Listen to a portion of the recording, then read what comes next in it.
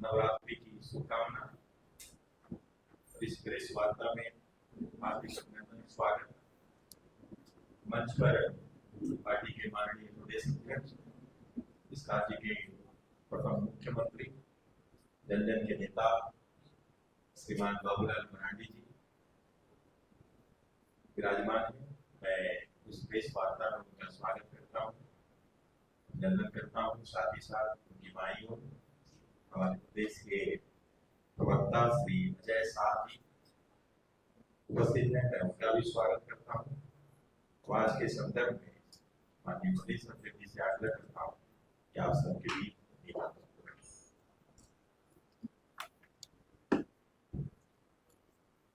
चलो भाई, सबसे पहले तो नवरात्रा की आप सबको हमारी ओर से बहुत बहुत शुभकामनाएं है और बधाई भी है।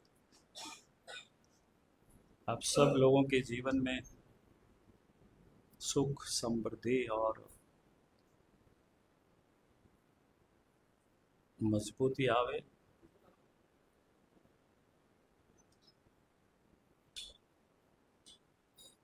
और साथ ही मैं आज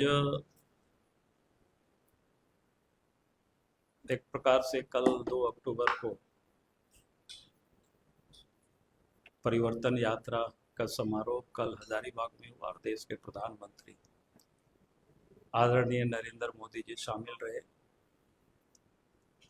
यात्रा 20 तारीख से प्रारंभ हुआ था, जिस दिन देश के गृह मंत्री थे और बाद के यात्रा के प्रारंभ में देश के रक्षा मंत्री, फिर देश के स्वास्थ्य मंत्री और राष्ट्रीय अध्यक्ष, यानी इस प्रकार के देश के सभी प्रमुख नेताओं ने उस यात्रा में शिरकत किया। और फिर प्रदेश के भी जो प्रभारी हैं, कृषि मंत्री भारत सरकार के शिवराज सिंह चौहान जी, सह प्रभारी आसाम के मुख्यमंत्री श्री हेमंत विश्व शर्मा जी, ये सब लोगों ने प्रमुखता से, और कई राज्यों के मध्य प्रदेश, छत्तीसगढ़, उड़ीसा, राजस्थान राज्यों के मुख्यमंत्रीगण ने भी इस यात्रा को एक ताकत दी, मजबूती दी।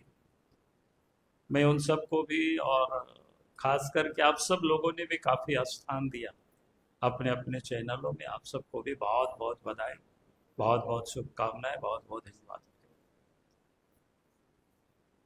और हम सब लोगों ने उस समय एक नारा तो आप सब लोगों ने काफ़ी प्रमुखता से दिखाया भी, ना सहेंगे ना कहेंगे, बदल के रहेंगे। ये नारा काफ़ी चला और आगे भी ये नारा रहेगा।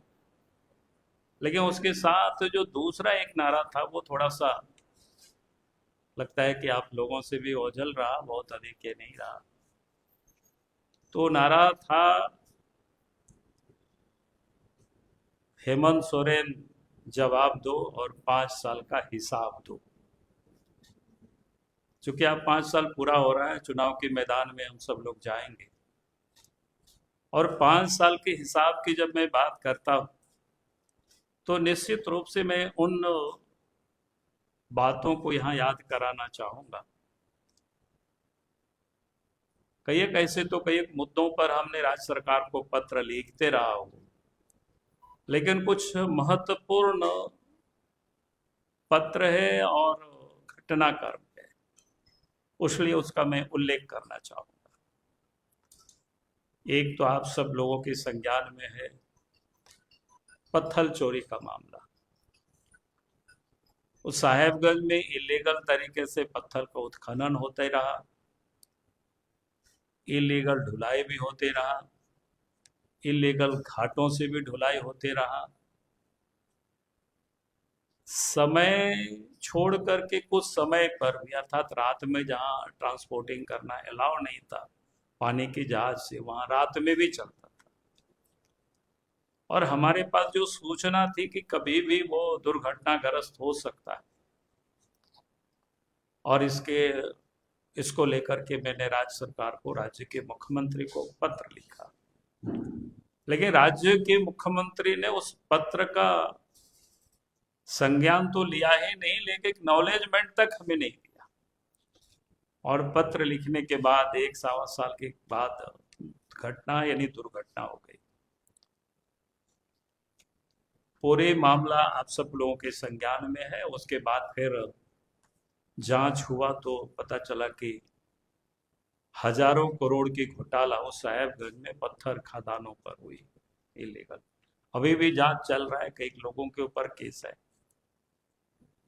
दूसरा, आप सब लोगों के संज्ञान में है, आज आ गया होगा, कोयला को लेकर के जो धनबाद में जिस प्रकार से कोयला की चोरी हेमंत सोरेन के राज्य में हो रहा था, यानी पिछले सारे रिकॉर्डों को तोड़ते हुए उन्होंने नया कीर्तिमान स्थापित किया। इसको कह सकते हैं बेहताशा कोयला की चोरी। और कोयला की चोरी मैं कहूंगा कि सरकारी संरक्षण में हुआ। और किस प्रकार से सरकार के संरक्षण में हुआ, सरकार ने किस प्रकार से वहां पर जो दागी अफसर थे, कमचोर का तो नहीं बल्कि चोरी करने वाला जो सरकार या डकैत कह सकते हैं, इस प्रकार के अफसरों को वहां पर पदस्थापित किया गया। आप सबको ध्यान में है कि उस समय कई एक बार हमारे पार्टी की ओर से धरना प्रदर्शन हुआ धनबाद में। हम खुद भी गए थे और मैंने वहां भी कहा था लोगों से, और संभवतः इस हॉल में भी कई एक बार मैंने आप सब लोगों के समक्ष प्रेस को भी संबोधित किया है। और राज्य के मुख्यमंत्री को बाकायदा मैंने पत्र भी लिखा था। एक एसपी हुआ करते थे पलामू में,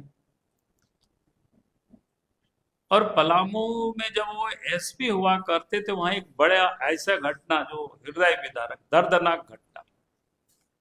एक बिहार के एक परिवार थे जो छत्तीसगढ़ में उनका बेटे रहते हैं, और वहां से लौट रहे थे और गाड़ी सहित उसको अपहरण कर लिया गया। वो बुजुर्ग भी और ड्राइवर भी। और उसके बाद उनके बेटा को टेलीफोन किया गया कि भाई आप पैसा दीजिए, नहीं तो आपके पिताजी को हम लोग मार देंगे। फिर वो बेचारा दौड़े दौड़े आए, पलामू के एसपी से संपर्क किए। एसपी ने आश्वासन भी दिया, और फिर किसी प्रकार से जो अपराधियों ने पैसा मांगा था तो उसकी भी उन्होंने जुगाड़ किया, और एसपी को कहा कि भाई चलिए। और फिर 2-2 गाड़ी पुलिस भी गई साथ में, और इन लोगों का भी एक गाड़ी था। उन्होंने आंखों देखा घटना बताई। जब जिस स्थान पर अपराधी को पैसा हस्तांतरण करना था, पैसे तो हस्तांतरण हो गया, वो व्यक्ति बोलते रहा कि भाई मेरा पिताजी को भी नहीं तो अपराधियों को पकड़िए, लेकिन कुछ भी नहीं पकड़ा गया। अब ये सुन करके कोई भी व्यक्ति, मतलब इस घटने को सुन करके, और इसके बाद उनके पिताजी आज तक नहीं मिले, बाद में शायद उसका कहीं हड्डी उड्डी मिला, तो आप सोच सकते हो। और वैसा एसपी को जो पलामू में, इससे और निकामी का दूसरा कोई उदाहरण नहीं हो सकता है, और उसको धनबाद में पदस्थापित करते हैं। और हमने राज्य सरकार को पत्र लिखा था उस समय मुख्यमंत्री को कि भाई इस प्रकार के अगर पुलिस अफसर जिला में पदस्थापित होंगे तो कभी भी अपराध नहीं रुकेगा। उनको बल्कि हटाया नहीं। जब उनके बैच की कई लोगों का प्रमोशन हुआ तो उनको प्रमोशन नहीं दिया गया, क्योंकि प्रमोशन हो जाएगा तो वहां से दूसरा जगह जाना पड़ेगा, एसपी पोस्ट उसको छोड़ना पड़ेगा, इसलिए वहीं पर रहा। उसके बाद भी मैंने इस बात को सार्वजनिक रूप से कहा कि भाई क्या हो रहा है राज्य में, और हेमंत सोरेन कर क्या रहे हैं इस प्रदेश में। और फिर काफी दिनों तक फिर एसपी बने रहे, बाद में उनको डीआईजी बना करके आप शायद दुमका या कहीं पर पदस्थापित किया। मैंने इसलिए आज इस बात को कह रहा हूं कि आज आप सब लोगों ने देखा रांची के हाई कोर्ट में उस पर एक केस था कि पूरे मामले की सीबीआई जांच होनी चाहिए, क्योंकि वहां कोयला की चोरी सरकार पदाधिकारियों के संरक्षण में हो रहा है। और आज मुझे प्रसन्नता है, मैं हाईकोर्ट को बधाई देना चाहूंगा, क्योंकि हम सब लोग आवाज उठाते रहे, राज्य सरकार ने तो कभी भी उसकी जांच की कभी उन्होंने कोई कदम नहीं उठाए, बल्कि ऐसे अपराधी में जो शामिल अफसरों को बिठा करके रखा, राज्य हाई कोर्ट ने उसकी सीबीआई जांच की अनुशंसा की, जानकारी मिल रही है, तो इससे बड़ी प्रसन्नता है। हाई कोर्ट को मैं बधाई दूंगा और मैं ये समझता हूं कि भाई इसकी जो सीबीआई की जांच होगी तो दूध का दूध पानी का पानी हो जाएगा। आज भी मैं हेमंत सोरेन जी से कहता हूं, अगर अपने आप को कहते हैं कि भाई हम पाक साफ है, हम कहीं भी शामिल नहीं है, तो इस प्रकार की जितने भी अफसर वहां पदस्थापित रहे और कोयला की वहां चोरी होती रही, आज तो सीबीआई ने जांच के आदेश दे दिया, सीबीआई जांच करेगी तो सब पता चलेगा। लेकिन आज भी उनको कार्रवाई कर देना चाहिए, ऐसे लोगों को सस्पेंड कर देना चाहिए, उनके ऊपर एफआईआर लॉन्च कर देना चाहिए, और नहीं तो यही माना जाएगा कि इस कोयला की लूट में, इस चोरी में हेमंत सोरेन की संलिप्तता है। और जब मैं कहता हूं कि हेमंत सोरेन की संलिप्तता है चोरी में, तो उसको बड़ी चोट आता है। पिछले दिनों आप सबने देखा कि रांची के क्या आधा दर्जन के थाना में मेरे विरोध में फायर कर दिया। आप सबने देखा, आज मैंने अखबार में, किसी अखबार में मैंने पढ़ा कि जमशेदपुर के कोई मानगो थाना में भी शायद हमारे ऊपर फायर कर दिया। कोई बात नहीं, हेमंत सोरेन की तो आदत ही यही है। पहले भी आप सब लोगों ने देखा, जो सरकार के विरोध में, चाहे मीडिया के लोग हो, चाहे प्रिंट मीडिया हो, चाहे इलेक्ट्रॉनिक मीडिया हो, जो लोग सरकार के विरोध में लिखता है, सरकार के विरोध में दिखाता है, सरकार के विरोध में बोलता है, वैसे लोगों के ऊपर केस भी करते हैं, जेल में भी डालते हैं। ऐसे कई एक लोग हैं, मैं किसी का नाम नहीं ले रहा हूं, आप सब लोग समझदार लोग हैं, सब समझते ही। तो सरकार किस प्रकार से पुलिस प्रशासन को टूल्स की तरह यूज करते हैं, उपयोग करते हैं, ताकि सरकार के विरोध में कोई भी आवाज हो, उस आवाज को दबाया जाए, सरकार के विरोध में लिखने वाले, बोलने वाले व्यक्ति को कमजोर किया जाए, उनको डराया जाए। इसलिए मैं हेमंत सोरेन जी से कहूंगा कि वे, अब समय आ गया है,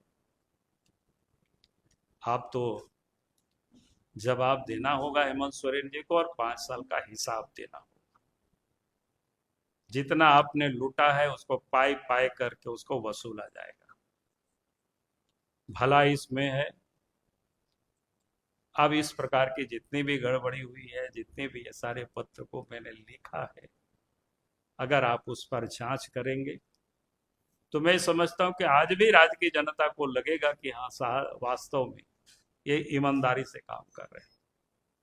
नहीं तो मैंने कहा ही है कि अभी तो जो पत्र मैंने लिखा था उसमें से ये 2 पत्र पर तो समझिए जांच होगा ही। मेरे पत्र के कारण जांच नहीं हो रही है, जांच और के कारण हो रही है, लेकिन हमने सरकार को पहले ही सचेत कर दिया था कि भाई ये गड़बड़ी हो रही है, आप इस गड़बड़ी से अपने आप को भी बचो और राज्य को भी बचाइए।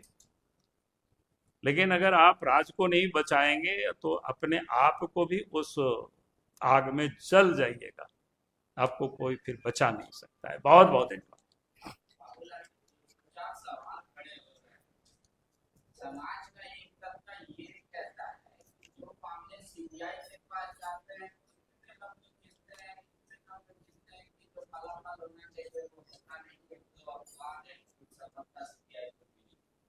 तो आपको कैसे यकीन हो रहा है कि ये मामला जब गया संजीव कुमार का तो जल्द ही दूर का पानी का पानी हो जाएगा?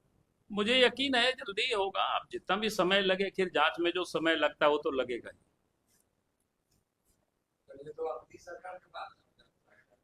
तो इसलिए तो मैं कह रहा हूँ कि सरकार को अभी अपने से ही कर लेता है जांच, तो समझ में आता है। दूसरी बात है, आप तो संजीव कुमार का पलामू से जब से ये मामला किडनैपिंग वाला में पैसा देने का तब से आप देख रहे हैं काफी अग्रेसिव रहे, लेकिन वो अभी एक